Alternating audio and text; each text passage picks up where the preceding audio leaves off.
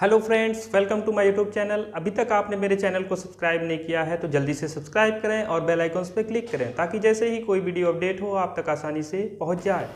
अगर विभाज्यता के नियम की बात करें तो सबसे पहले विभाज्यता से जो प्रश्न आते हैं कॉम्पिटिटिव एग्ज़ाम में, तो उनसे पहले हम विभाज्यता से ही संबंधित कुछ नियम हैं उनको देख लेते हैं। तो सबसे पहले हम देखेंगे दो से विभाज्यता का नियम क्या है। दो से विभाज्यता, divisibility of two, divisibility by two, divisibility by two या डिविजिबिलिटी ऑफ टू या दो से विभाज्यता जो कहिए, आपको बस ध्यान देना है कि जो संख्या है ना, जो संख्या है उसमें इकाई का अंक, जो संख्या है इसी संख्या में इकाई का अंक अगर 0, 2, 4, 6, 8, ये ध्यान दीजिएगा 5 अंक हैं, 0, 2, 4, 6, 8, अगर किसी संख्या में इकाई के स्थान पे आते हैं तो वो दो से विभाज्य होंगे। एग्जाम्पल के तौर पे आप लिखिए, यानी एग्जाम्पल की बात करें तो हमारे एग्जाम्पल हो जाएंगे 52, 18, 336, 54, 32, 500 ETC। इकाई के अंक की बात, तो आप सभी इकाई के अंक को देख लीजिए और आप दो से भाग देके देख लीजिए, ये पूरी कट जाएगी। विभाज्यता मतलब जो कट जाए, दो से विभाज्यता मतलब जो संख्या दो से कट जाए वही दो से क्या है, विभाज्य है। अब दो के बाद हम आएंगे तीन से विभाज्यता, तीन से विभाज्यता यानी डिविजिबिलिटी बाई 3। अब तीन से विभाज्यता का नियम क्या होगा, फिर से संख्या में ही बात करेंगे, यानी संख्या में ना जो अंक हैं, अंक भी क्या, सभी अंक को क्या करना है, योग करना है या फिर जोड़ना है। सभी अंकों को योग या फिर जोड़ना है और जो हमारा परिणाम आएगा इस परिणाम को 3 से विभाज्य करना है। अगर 3 से विभाज्य करने पर शेषफल 0 आता है तो हमारा 3 से विभाज्यता का नियम फॉलो होगा। जैसे एग्जाम्पल के तौर पे आप ले सकते हैं 6, 3, 9, 3, 63, 93 आपके पास एक नंबर है। मुझे से क्वेश्चन आपके पास आ गया कि पता कीजिए क्या ये 3 से विभाज्य है, तो आप क्या करेंगे, सभी अंकों के योग करेंगे। 6, 3, 9, 3 अंकों का योग किए तो हमको मिला 6, 3, 9, 9, 9, 18, 3, 21। फिर देखेंगे 3 से विभाज्य यानी 3 से भाग देंगे, 3 से ये भाग देंगे, यानी आप ऐसे समझिए। अब यहाँ क्या करना है, 3 से इसको विभाज्य करना है, 3 सते 21। अब यहाँ शेषफल 0 और शेषफल 0 आ गया, तब जाके कहेंगे कि 63, 93 जो है वो 3 से विभाज्य है। समझ में आ गया। अब आगे चलेंगे 4 से विभाज्य का नियम। 4 से विभाज्य या डिविजिबिलिटी बाई 4। 4 से विभाज्यता, फिर बात हम करेंगे संख्या की, और संख्या की बात करेंगे तो संख्या में अंक तो होंगे, संख्या अंकों से ही तो बनता है। तो संख्या में अंत से 2 अंक, अंत के 2 अंक अगर 4 से विभाज्य हैं, अगर संख्या के अंत के 2 अंक 4 से विभाज्य हैं, या 4 से या तो विभाज्य चाहिए और या फिर डबल 0 या फिर लास्ट में 2 0 आ जाएगा, तो वो सभी की सभी संख्याएं 4 से विभाज्य होंगी। जैसे एग्जाम्पल के तौर पे इसके 2 एग्जाम्पल देखेंगे, एक 0 वाला भी तो अगर बात करें 28 48 28 48 बोला गया है कि संख्या के अंत के 2 अंक, तो अंत का 2 अंक 48 है, इसको 4 से विभाज्य करना है। 4 से विभाज्य 4 एकम 4 और ये 8 उतर जाएगा और 4 दूनी 8।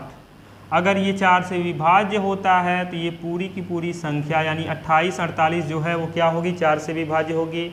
एक दूसरा एग्जाम्पल हम देख लेते हैं जल्दी से।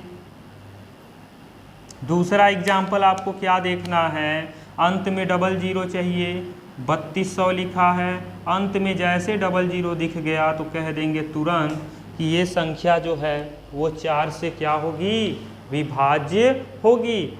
अब हम देख लेते हैं 5 से विभाज्यता का नियम। 5 से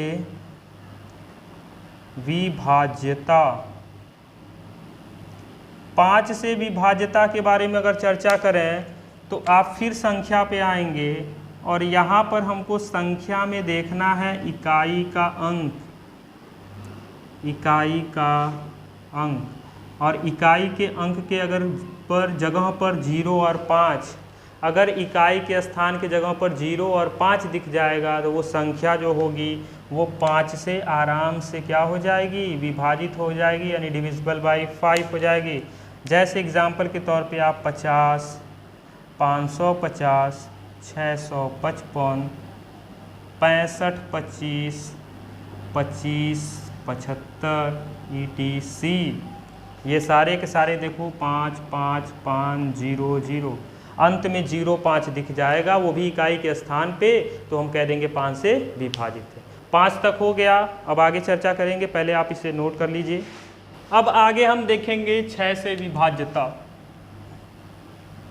6 से विभाज्यता, 6 से विभाज्यता क्या रूल है, तो आप जब 6 को अलग अलग करोगे ना तो 2 गुणे 3 ही मिलेगा, तो यानी जहाँ पर 2 से विभाज्यता और 3 से विभाज्यता दोनों हो जाए जो संख्या, वही हमारी 6 से विभाज्यता हो जाएगी। इसे हमको समझने के लिए एग्जाम्पल तक पहुँचना पड़ेगा। एग्जाम्पल के तौर पे जैसे हम ले लें 180, 180, अब 180 देखिए लास्ट में 0 आ गया तो ये क्या है, 2 से विभाज्य है। अब 6 से विभाज्यता निकालना है तो 2 से तो नहीं काम चलेगा, 3 से भी चेक करना पड़ेगा। 3 से क्या करते हैं, सभी अंकों को जोड़ते हैं, तो जोड़ दिए तो 9 मिला, और 9 जो है वो क्या है, 3 से विभाज्य है। तो जब 2 और 3 दोनों से विभाज्य हो गया तो ये संख्या 180 हमारी 6 से क्या हो जाएगी, विभाज्य हो जाएगी। इसके बाद हम आएंगे 7 से विभाज्यता का नियम, यानी डिविजिबिलिटी बाई 7। इसका क्या है, जो संख्या है ना, जो संख्या है, संख्या में जो इकाई का स्थान है, इकाई के जो अंक हैं, इनको हमको 2 से गुणा कर देना है, यानी डबल कर देना। अगर 4 है तो 4 में 2 से गुणा कर देंगे, और जितना रिजल्ट आएगा ना बची संख्या में क्या कर देना है, घटाना है। और ये तब तक घटाते रहना है जब तक 7 का गुणज न मिल जाए, यानी 7 से विभाज्य। जैसे अभी एग्जाम्पल से ही समझ पाएंगे इसे। जैसे हमारे पास सवाल है 23, 231 संख्या में इकाई के अंक को 2 गुना, तो इकाई का अंक है 1, 1 का हम 2 गुना कर दिए तो हमारे पास हो गया 2। अब बची संख्या हमारे पास क्या है, 23, 23 में यही 2 क्या कर देना है, बची संख्या में घटा देना है, तो हो गया 21। अब देखना है जो बची संख्या है घटाने पर जो परिणाम आएगा, उस परिणाम को हमको देखना है कि ये अगर 7 से विभाज्य है तो हम कह सकते हैं कि ये पूरी संख्या 7 से विभाज्य होगी। तो यहाँ 21 जो है वो 7 के पहाड़े में आती है, तो 231 भी जो है वो 7 से पूरी तरह से कट जाएगी। ये हो गया 7 से विभाज्यता का नियम। अब हम देख लेते हैं 8 से विभाज्यता।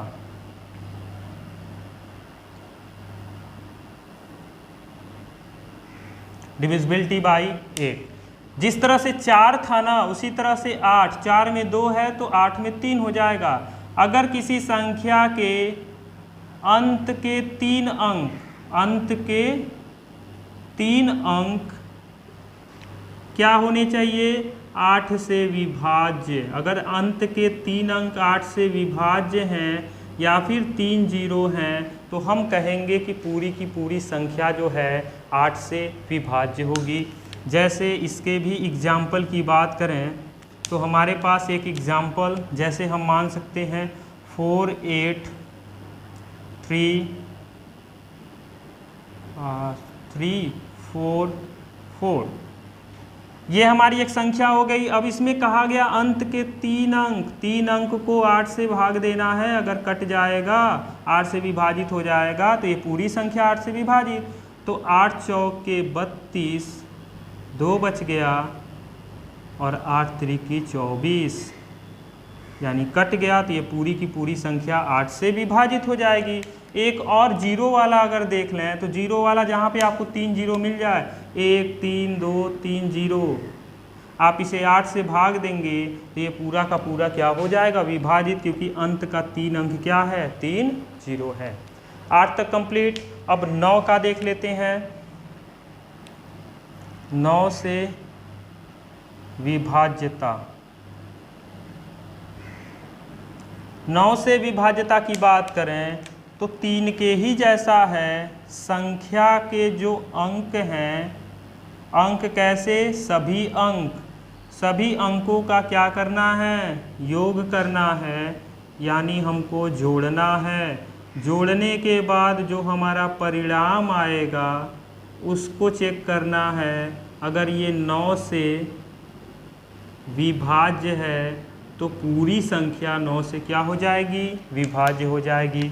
एग्जाम्पल के तौर पे इसे भी अगर हम समझें तो जैसे 9 1 8 2 7, ये हमारे पास एक बड़ा संख्या है। इसको चेक करेंगे, अंकों को जोड़ना है। 9 + 1 + 8 + 2 + 7, अगर जोड़ेंगे तो 9 1 10 8 18 2 20 7 27, और 27 को देखना है 9 से विभाज्य है तो 9 से 3 बार में कट जाएगा, तो ये पूरी की पूरी संख्या भी क्या हो जाएगी, 9 से विभाज्य हो जाएगी। जल्दी से इसे नोट कर लीजिए। 2 और बचा है, उसे भी देख लेते हैं। 9 के बाद अब हमारा आएगा 10। 10 से विभाज्यता, डिविजिबिलिटी बाई 10, ये भी आसान है। 10 को अलग अलग तोड़ेंगे तो हमको क्या मिलेगा, 2 और 5।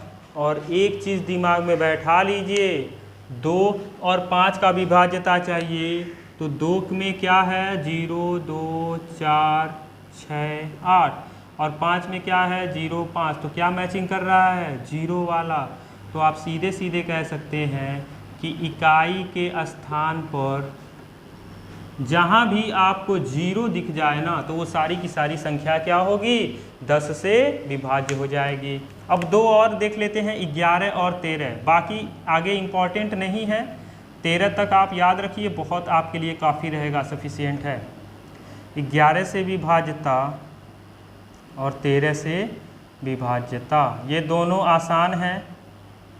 इसको हम समझेंगे एग्जाम्पल के माध्यम से। कैसे समझेंगे, एग्जाम्पल के माध्यम से। एग्जाम्पल के माध्यम से समझने से पहले एक छोटी सी चीज़ जान लीजिए। जब भी 11 और 13 की विभाज्यता पूछी जाए तब आपको क्या ध्यान देना है कि जो संख्या होगी ना, संख्या में अंक होंगे, अंक का स्थान, जो सम स्थान वाले अंक हैं और विषम स्थान वाले अंक को जोड़ देना है। 11 और 13 दोनों के लिए है, ध्यान से सुनिएगा। लिखना चाहें तो आप लिख सकते हैं जो मैं बोल रहा हूँ कि संख्या में जो अंक हैं, सम संख्या के स्थानों को और विषम संख्या के स्थानों को दोनों को जोड़ के जो सम संख्या का स्थान का रिजल्ट आएगा, जो विषम संख्या के स्थान का रिजल्ट आएगा, दोनों के बीच का अंतर निकालेंगे। अगर 0 आ रहा है तो 11 और 13 दोनों से कटेगा, अगर 11 आ रहा है तो 11 से कटेगा, और 13 आ रहा है तो 13 से कटेगा। बहुत सिंपल। जैसे एग्जाम्पल जैसे ही हम समझेंगे, 5 6 5 6 7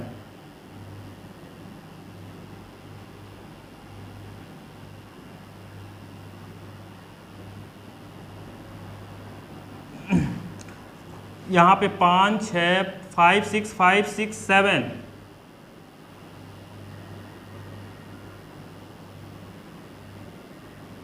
5, ये हमारा नंबर हो गया। इधर हम ले लेते हैं जैसे 2 2 9 3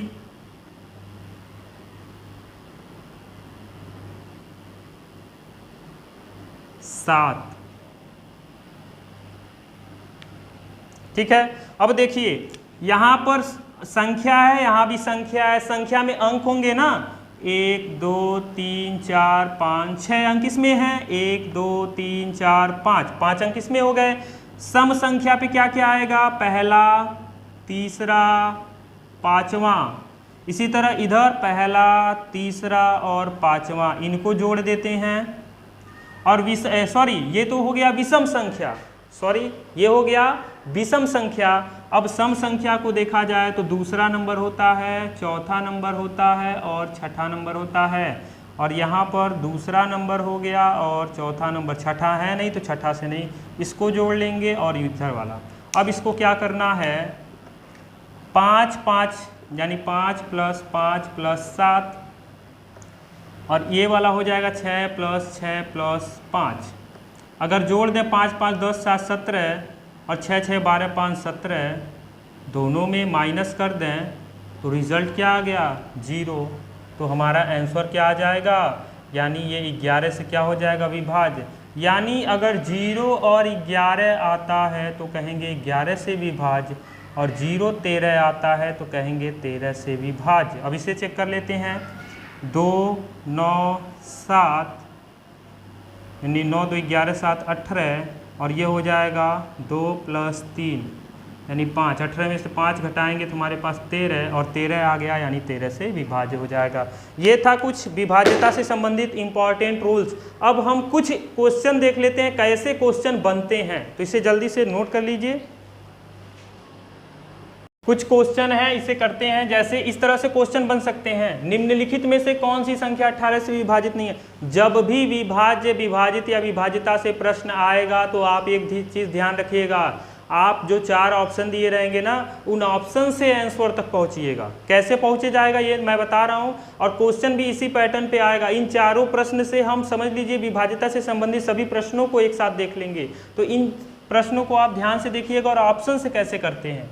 निम्नलिखित में से कौन सी संख्या 18 से विभाजित नहीं है, तो सबसे पहले 18 की बात करें तो 18 होता है 2 × 9, 9 दूना 18, यानी 2 से भी विभाज्यता और 9 से भी विभाज्यता, दोनों आपको मालूम है। 2 से विभाज्यता के लिए इकाई के स्थान पे 0 2 4 6 8, 9 से विभाज्यता के लिए अंक संख्या के सभी अंकों को जोड़ना है और 9 से भाग देना है।